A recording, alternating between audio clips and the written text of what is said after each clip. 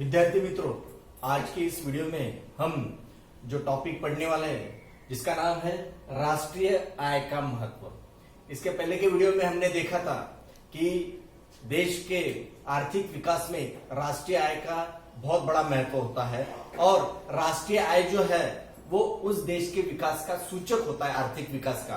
तो आज के टॉपिक में हम ये देखने वाले कि राष्ट्रीय आय का महत्व क्या है। तो राष्ट्रीय का महत्व जो है, जो पहला है आर्थिक प्रगति का सूचक।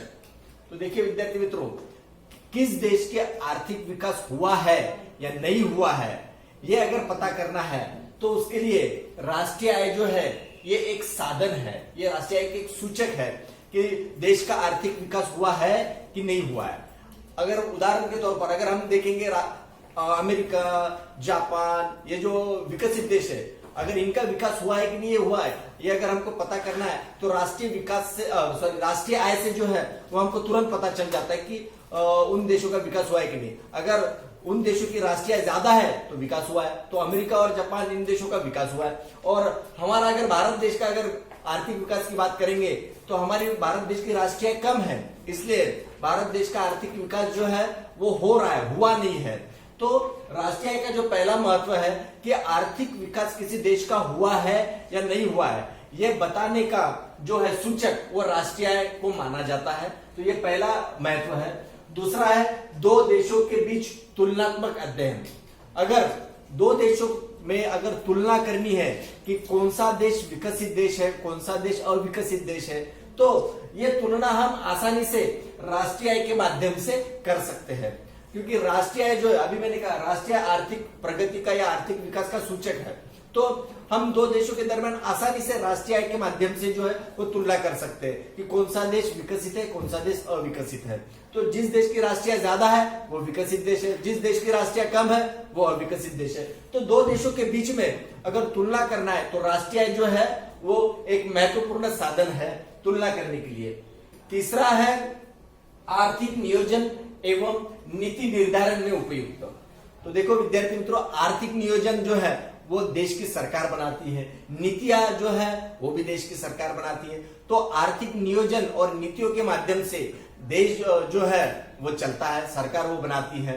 तो सरकार को जब आर्थिक नियोजन करना है और नियोजन के माध्यम से अलग अलग योजनाएं देशवासियों के लिए बनानी है, अलग अलग क्षेत्र के लिए बनानी है, तो राष्ट्रीय आय जो है वो राष्ट्रीय आय के आधार पर ही सरकार जो है वो आर्थिक नियोजन बनाती है। राष्ट्रीय आय कितनी है, क्या है, वो देखकर ही आर्थिक नियोजन और नीतियां बनाई जाती है और उस माध्यम से सरकार अलग अलग योजनाएं बनाती है। तो आर्थिक नियोजन और नीतियां बनाने के लिए राष्ट्रीय आय जो है वो महत्वपूर्ण मानी जाती है। ये तीसरा महत्व है राष्ट्रीय आय का। चौथा है सरकार को बजट बनाने में उपयुक्त। सरकार जो है हर वर्ष बजट बनाती है और ये बजट बनाते समय सरकार को हमेशा अपनी राष्ट्रीय आय क्या है वो ध्यान में रखकर ही सरकार को बजट बनाना होता है। और बजट जो है वो पूरे देश के लिए होता है, पूरे क्षेत्र के लिए होता है। तो सरकार को जब बजट बनाना है तो हमारे देश का राष्ट्रीय आय क्या है वो ध्यान में रखकर उसका आधार लेकर ही सरकार जो है वो बजट बनाती है। और बजट बनाकर कौन से क्षेत्र के ऊपर कितना खर्च करना है, क्योंकि बजट में खर्च और जमा ये दो भाग होते हैं। तो सरकार को कितनी जो आय है वो प्राप्त होने वाली है जमा के माध्यम से वो ध्यान में लेती है, और सरकार को कहाँ कहाँ खर्च करना है वो सरकार जो है वो बजट के माध्यम से प्रस्तुत करती है। तो बजट बनाते समय सरकार को हमेशा राष्ट्रीय आय जो है वो ध्यान में लेनी होती है और राष्ट्रीय आय ध्यान में रखकर ही सरकार जो है वो बजट बनाती है। तो बजट बनाने में राष्ट्रीय आय जो है वो महत्वपूर्ण भूमिका निभाती है। उसके बाद में जो है पांचवा जो है देश के आर्थिक कल्याण का सूचक।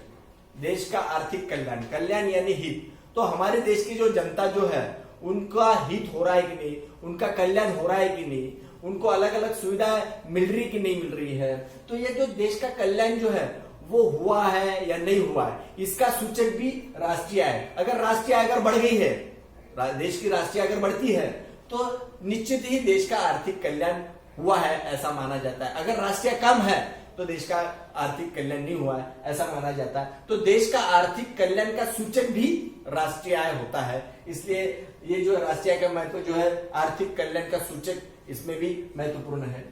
छठा है समाज के विभिन्न वर्गों में आय का वितरण का अनुमान राष्ट्रीय आय के माध्यम से लगाया जाता है। देखिए राष्ट्रीय आय जो है वो हमने देखा कि आय मापन रीति में क्या होता था कि देश के हर व्यक्ति की आय का मापन किया जाता था। तो हर एक व्यक्ति की आय का मापन करके जो कुल जोड़ आती है वो देश की राष्ट्रीय आय होती है। तो अलग अलग समाज में अलग अलग वर्ग है, तो अलग अलग वर्ग को किस प्रकार से आय प्राप्त हो रही है इसका अंदाजा जो है या अनुमान राष्ट्रीय आय के द्वारा निकाला जाता है। गरीब वर्ग है उनकी आय क्या है, मध्यम वर्ग है उनकी आय क्या है, अमीर वर्ग है उनकी आय क्या है। तो समाज के विभिन्न वर्गों की आय किस प्रकार से है ये जानकारी अगर हासिल करना है तो राष्ट्रीय आय के माध्यम से ये जानकारी हासिल हो सकती है। और अनुमान जो है विभिन्न वर्गों को प्राप्त होने वाली आय का अनुमान राष्ट्रीय आय के माध्यम से लगाया जा सकता है, इसलिए राष्ट्रीय आय का महत्व है।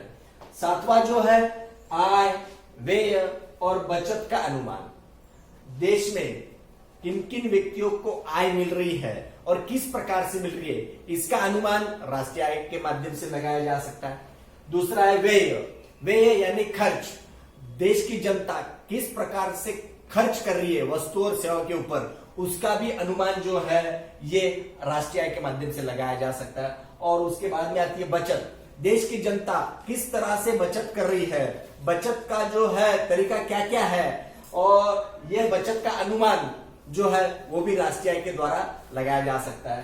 तो देश के लोगों को मिलने वाली आय, देश के लोग करने वाले जो देश के लोगों द्वारा जो हो रहा है जो खर्च, और देश के लोगों की बचत, इन तीनों चीजों का अनुमान ये राष्ट्रीय आय के माध्यम से लगाया जाता है। तो ये आय, व्यय और बचत इनका अनुमान अगर लगाना है तो राष्ट्रीय आय का महत्व है।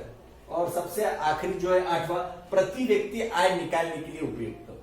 देखिए विद्यार्थी मित्रों, प्रति व्यक्ति आय यानी देश के हर व्यक्ति की आय कितनी है ये उसको कहते हैं प्रति व्यक्ति आय। तो प्रति व्यक्ति आय अगर निकालना है तो राष्ट्रीय आय जो है वो राष्ट्रीय आय ध्यान में लेकर ही प्रति व्यक्ति आय निकाली जाती है। प्रति व्यक्ति आय निकालने का सूत्र है, वो सूत्र क्या है कि कुल देश की कुल राष्ट्रीय आय बटे देश की कुल जनसंख्या। तो और जो उत्तर आता है वो होता है प्रति व्यक्ति आय। तो प्रति व्यक्ति आय अगर निकालनी है तो राष्ट्रीय आय ध्यान में रखकर ही प्रति व्यक्ति आय निकाली जाती है। तो प्रति व्यक्ति आय निकालने के लिए राष्ट्रीय आय का महत्व है। तो इस प्रकार से ये जो हमने 8 मुद्दों के द्वारा हमने देखा कि राष्ट्रीय आय का जो है वो महत्व जो है वो बहुत महत्वपूर्ण है।